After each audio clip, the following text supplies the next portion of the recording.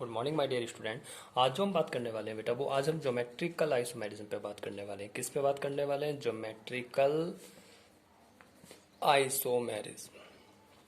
अगर हम geometrical isomerism की बात करते हैं तो ज्योमेट्रिकल आइसोमेरिज्म में बेटा पहला पॉइंट हमें क्या देखना होता है? पहला पॉइंट हमको ये देखना होता है कि ज्योमेट्रिकल आइसोमेरिज्म को कौन कौन से ऑर्गेनिक मॉलिक्यूल शो कर सकते हैं। कौन कौन से ऑर्गेनिक मॉलिक्यूल शो कर सकते हैं? तो अगर शो करने वाली बात आती है तो याद रखिए, अगर कार्बन कार्बन के बीच में बेटा डबल बॉन्ड हो, कहने का मतलब क्या है कि अगर एल्कीन हो ज्योमेट्रिकल आइसोमेरिज्म शो करेगा। अगर कहीं पे कार्बन और नाइट्रोजन के बीच में डबल बॉन्ड हो, इस कंडीशन को हम क्या कहते हैं बेटा? ऑक्सिम कहते हैं। तो ऑक्सिम भी क्या करेगा बेटा? आपका एल्कीन, ऑक्सिम। और तीसरी कंडीशन क्या आती है? तीसरी कंडीशन ही आती है बेटा, अगर नाइट्रोजन नाइट्रोजन के बीच में क्या हो? Double bond, azo compound. ऐसे कंपाउंड को हम क्या कहते हैं? एजो कंपाउंड कहते हैं। तो कहने का मतलब क्या, अगर शो करने वाली बात आती है तो शो कौन कौन कर रहा है? तो ये कंडीशंस आपके क्या करती हैं? शो करती हैं। किसको करती हैं? एल्कीन, ऑक्सिम और एजो कंपाउंड हमेशा क्या करते हैं? ज्योमेट्रिकल आइसोमेरिज्म को शो करने की पॉसिबिलिटी रखते हैं। तो ये क्या करते हैं? ये सब शो करने की टेंडेंसी रखते हैं। अब कौन शो नहीं कर सकता है? तो डोंट शो। कौन कौन ज्योमेट्रिकल आइसोमेरिज्म को शो नहीं कर सकता, ये भी देखने वाली बात होती है। तो कौन कौन शो नहीं कर सकता, ये भी देखने वाली बात होती है। तो बहुत इजी होता है। देखिए, अगर आपके पास कहीं पर कार्बन कार्बन के बीच में डबल बॉन्ड है और यहाँ पे क्या हो रहा है बेटा? यहाँ पे आपके पास क्या है? तीन ग्रुप एक से है। मान लीजिए ए और यहाँ पे क्या बाई जुड़ा हुआ है। तो कहने का मतलब क्या है कि जहाँ पर आपके तीन ग्रुप एक जैसे वो शो नहीं करता है। मान लीजिए कहीं पर ये कंडीशन है, भाई यहाँ पे ए है, ये ए है, लेकिन ये क्या है? ये एक्स है, ये बाई है, ये भी शो नहीं कर पाएगा। और तीसरी कंडीशन क्या होती है, जो सबसे ज़्यादा इंपॉर्टेंट होती है, वो क्या होती है? अगर आपके पास क्या है बेटा, यहाँ पे ए, यहाँ पे भी, लेकिन यहाँ पे क्या आ गया है? पॉजिटिव चार्ज आ गया है। क्या आ गया है? पॉजिटिव चार्ज आ गया। तो डोंट शो ज्योमेट्रिकल आइसोमेरिज्म। तो ये ज्योमेट्रिकल आइसोमेरिज्म शो नहीं कर पाते हैं। अब इसमें क्या होता है, जब हम ज्योमेट्रिकल आइसोमेरिज्म में चलते हैं तो आपने पहले भी पढ़ा है ऐसा कि इसमें दो कंडीशन जनरेट होती है। एक क्या होता है बेटा? सिस फॉर्म होती है। एक क्या होती है? सिस फॉर्म होती है। और एक क्या होता है बेटा? आपका ट्रांसफॉर्म होती है। कौन सी फॉर्म होती है? ट्रांसफॉर्म। अब सिस फॉर्म किसे कहते हैं? ट्रांसफॉर्म किसे कहते हैं? अगर थीटा 90 डिग्री जा रहा है, कैसे जा रहा है बेटा? 90 डिग्री जा रहा है तो वो सिस फॉर्म है। और थीटा कितना जा रहा है? 180 डिग्री जा रहा है तो वो क्या है? ट्रांसफॉर्म है। कैसी फॉर्म होती है? ट्रांसफॉर्म। कैसे कह सकते हैं? मान लीजिए यहाँ पे सी सी कार्बन के बीच में डबल बॉन्ड है। यहाँ पे क्या है बेटा? सी एल है, यहाँ पे बी आर है, यहाँ पे सी एल है, यहाँ पे बी आर है। तो ये क्या करेगा? अब यहाँ पे क्या है? ये एक साइड है। आप ऐसे भी कह सकते हैं, क्या कह सकते हैं? जब एक साइड है, एक जैसे ग्रुप एक साइड है, उस फॉर्म को आप क्या कहेंगे? वो आपकी सिस फॉर्म है। और इस एक जैसे ग्रुप को अब आप क्या कर दें? 180 डिग्री पे ले आए। कैसे? यहाँ पे बी आर, यहाँ पे सी एल, ये सी एल, और यहाँ पे क्या होगा बेटा? B R. कहने का मतलब क्या? आमने सामने। कैसे लिया है बेटा? आमने सामने अगर वो आ रहे हैं तो उस फॉर्म को हम क्या कहते हैं? ट्रांसफॉर्म कह देते हैं। कौन सी फॉर्म कह देते हैं? ट्रांसफॉर्म। तो ये बात आपको बहुत अच्छी से याद रखनी है, कौन शो करता है कौन शो नहीं करता है। एक बात और मैं बता देता हूँ, अगर डबल बॉन्ड की कंडीशन वाली बात आती है तो डोंट शो में एक बात और याद रखिए, कार्बोनिल कंपाउंड आपके ज्योमेट्रिकल आइसोमेरिज्म को शो नहीं करते, तो इसको भी याद रख लीजिए। ठीक है। तो ये कौन शो नहीं करता है, कौन शो करता है? देखिए, मैंने बताया कि शो कौन करता है? एल्कीन क्या है बेटा? एल्कीन, ऑक्सिम, एजो कंपाउंड आपको ज्योमेट्रिकल आइसोमेरिज्म शो करते हैं। ये कंडीशन आपकी ज्योमेट्रिकल आइसोमेरिज्म शो नहीं करती है।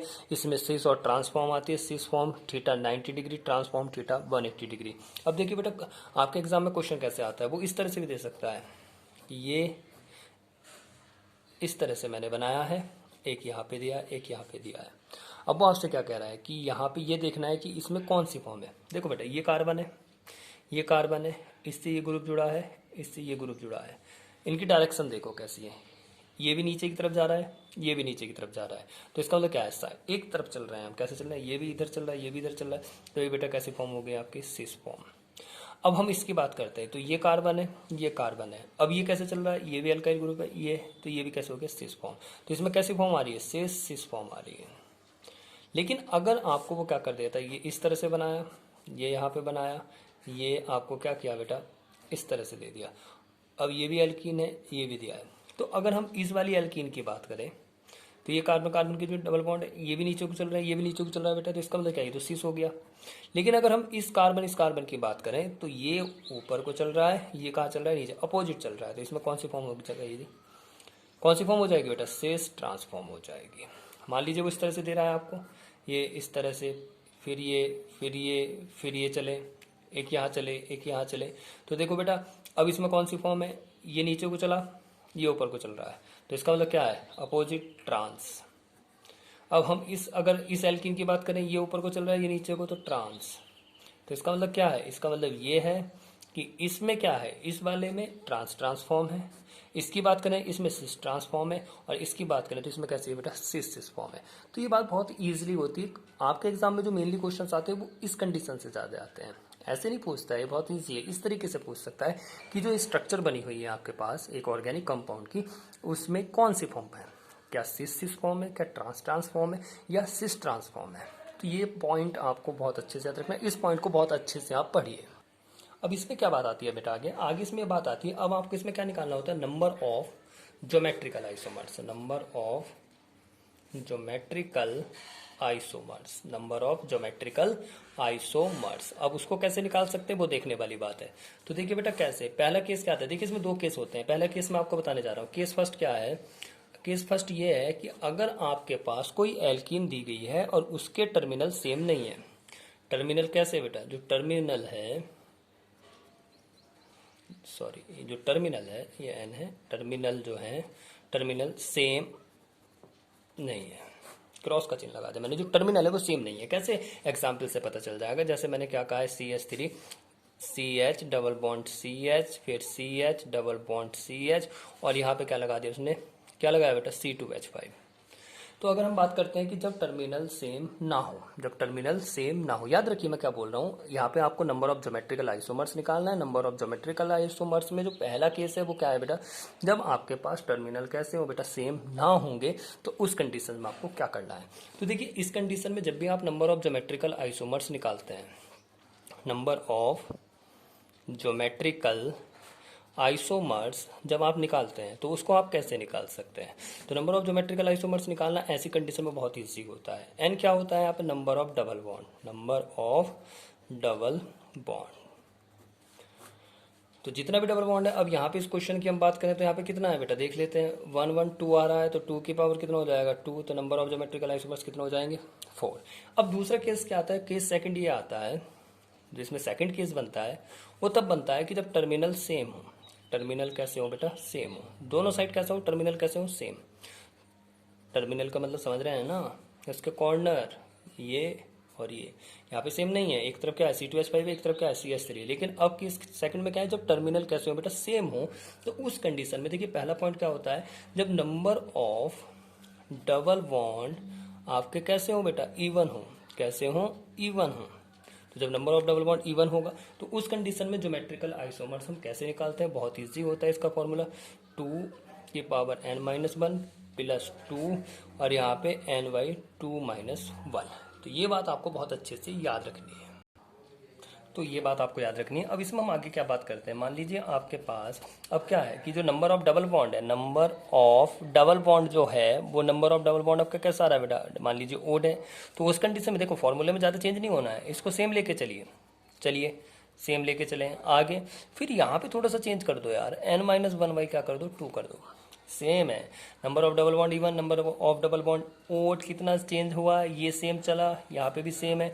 यहाँ पे n/2-1 बनता है, यहाँ पे n-1/2 है। अब टर्मिनल सेम की कंडीशन समझिए, टर्मिनल सेम आप किसे कह रहे हैं, मान लीजिए इस तरह से कहना चाह रहा हूँ मैं, CH3 CH double bond CH, single bond CH double bond CH, और यहाँ पे भी क्या हो जाए, CH3।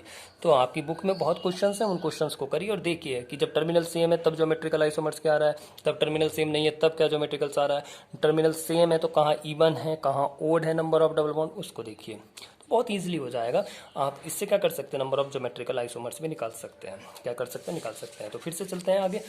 चलने से पहले देखिए, मैं ज्योमेट्रिकल आइसोमर्स को शुरू किया मैंने। ज्योमेट्रिकल आइसोमर्स में मैंने क्या बताया, शो कौन कर रहा है, शो कौन कर रहा है, एल्कीन ऑक्सिम एजो कंपाउंड करते हैं, शो कौन नहीं करते हैं वो मैंने आपको बताया। ये कंडीशंस बताई आपको, सिस ट्रांसफॉर्म बताया मैंने, वहाँ पे इंपॉर्टेंट सबसे ज़्यादा क्या बताया कि ये कंडीशन सबसे ज़्यादा इंपॉर्टेंट होती है, इन कंडीशन को बहुत अच्छे से। उसके बाद मैंने आपको क्या बताया, नंबर ऑफ ज्योमेट्रिकल आइसोमर्स। देखिए अगर नंबर ऑफ ज्योमेट्रिकल आइसोमर्स की हम बात करते हैं तो वहाँ पे क्या करते हैं, मैंने केस फर्स्ट बताया कि जब टर्मिनल सेम नहीं है तो तब बहुत ईजी होता है, 2 की पावर n क्या है, नंबर ऑफ डबल बॉन्ड। उसके बाद अगर केस सेकंड में चलते हैं कि जब टर्मिनल सेम है, तो वहाँ पे मैंने आपको 2 केस बताए, एक तो number of double bond even, number of double bond odd. Even में क्या करना है, इवन में ये 2n-1 प्लस 2n/2-1। और जब हम क्या में चलते हैं, ओड में तो ज़्यादा चेंज नहीं करना होता, सब सेम चलना होता है। n/2-1 की जगह क्या कर देते हैं, n-1/2 कर देते हैं। ठीक है बेटा। अब इसमें जो नई चीज़ आती है ज्योमेट्रिकल आइसोमेरिज्म में, जो सबसे ज़्यादा इंपॉर्टेंट से, ये इंपॉर्टेंट इसलिए मैं इसे इंपॉर्टेंट का साइन दे देता हूँ, मेरा इंपॉर्टेंट का साइन थोड़ा अजीब सा है, मैं हैश लगाना पसंद करता हूँ। तो ये सबसे ज़्यादा इंपॉर्टेंट है। अब यहाँ पे कैसे आपको करना है ये देखने वाली बात होती है। देखिए यहाँ पे इसमें एक नई चीज़ आती है, EZ फॉर्म या EZ सिस्टम कह सकते हैं आप। EZ फॉर्म बहुत ज़्यादा इंपॉर्टेंट होती है। ई का मतलब क्या होता है, एंटीजन, और जेड का मतलब क्या होता है, ज्यूशमैन। अब जेड फॉर्म आप किसे कहेंगे, देखिए जेड फॉर्म आप उसे कहेंगे बेटा जब आप कहाँ चल रहे हैं, जब एक साइड चल रहे हैं, जब कहाँ चल रहे हैं आप, एक साइड चल रहे हैं। ओके, ठीक है ना बेटा, एक साइड चल रहे हैं। और आप ई फॉर्म किससे कहेंगे, या आप ऐसे चल रहे हैं या आप ऐसे चल रहे हैं, तो उसे आप क्या कहेंगे, आप जेड फॉर्म कहेंगे। और ई फॉर्म किससे कहेंगे आप, ई फॉर्म बहुत इजी है, ई फॉर्म किसे कह देंगे, जेड से। पता चल गया जेड का मतलब क्या है, जब आप सेम साइड चल रहे हैं। और ई फॉर्म किसे कहेंगे, जब आप कैसे चल रहे हैं बेटा, अपोजिट साइड चल रहे हैं। कैसे चल रहे हैं बेटा, अपोजिट साइड, एक ऊपर एक नीचे, या कैसे कह सकते हैं, एक साइड नीचे एक साइड ऊपर। ठीक है ना बेटा। तो ई और जेड फॉर्म पे मैं कब बात करूंगा, अपने नेक्स्ट लेक्चर में, तब तक आप इसे देखिए। ओके बेटा, थैंक यू वेरी मच।